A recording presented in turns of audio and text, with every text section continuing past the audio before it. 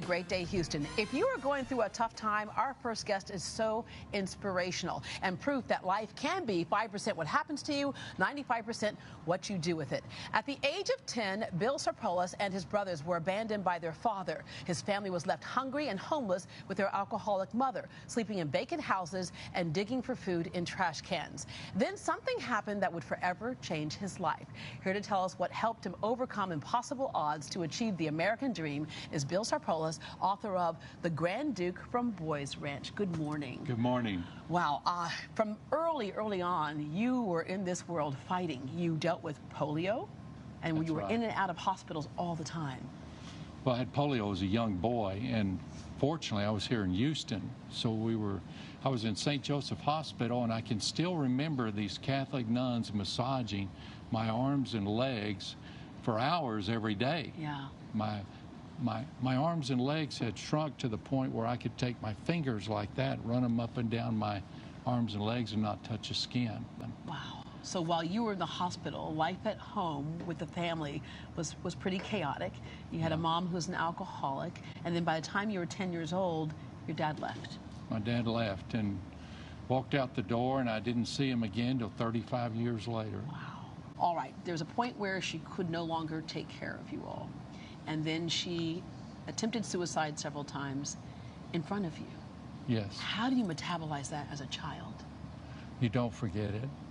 And she wanted what was best for us, but she reached that point where she knew something had to be done. Right. We had no family members, nobody that would take us. So we were sent to Cal Farley's Boys Ranch, north of Amarillo. Cal Farley, when he started it, his goal was to create a home for the bottom 10%, kids that nobody else wanted. Yeah. And you showed up there with everything you owned in a little cardboard box? Everything my two brothers and I owned was in one cardboard box in the trunk. Half the kids that lived there at that time had committed violent crimes, and half of them were kids like us. Yeah. So when you mix those two in an environment like that, it was a little bit tough. But when we went there, we found ourselves in a dorm with 36 boys, and nearly close to 400 kids were living there at the time from all over the country. Yeah, and he was a father figure for all of us. Mm-hmm. He was a wonderful man, and we all appreciated the fact that he was out there trying to raise money to help us. And he did help thousands and thousands of kids that had no place to go. Yeah. We've heard a lot of stuff about the Boys Ranch, stories where boys said, I grew up there, and that's my foundation today, and others who talked about that there was abuse there as well.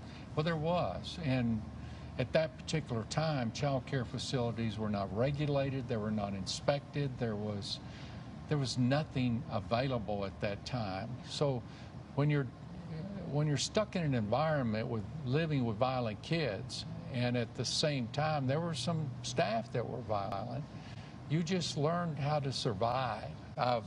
I knew the only way I could make it through school was to run for state president of the Future Farmers of America. If I got elected, in return, I would get a scholarship from the Houston Livestock Show and Rodeo. And that program has helped over 18,000 kids. Wow. The city of Houston is just an amazing city, how they support that program to help all these kids throughout the state. In the Texas State Senate, and one thing that I think is so amazing of what you did is you took the tragedy that you dealt with as a child and tried to make an impact in state law. Your mother committed suicide in a mental institution for alcoholism, but you wanted to establish treatment centers in Texas because you know that had we known at that time about treatment and effective treatment, it could have made all the difference. Exactly, and that was my sole purpose of running for the Texas Senate. And the alcohol and beer lobby were so strong. At the time, I couldn't even get a hearing on a bill. Yeah. So I wrote the DWI bill, and it was the first bill in the nation that allowed for video cameras. It had mandatory. Then you ran for U.S. Congress. Well, when I went to Washington, I sat in my chair in my office, was wondering what am I going to do now to help people?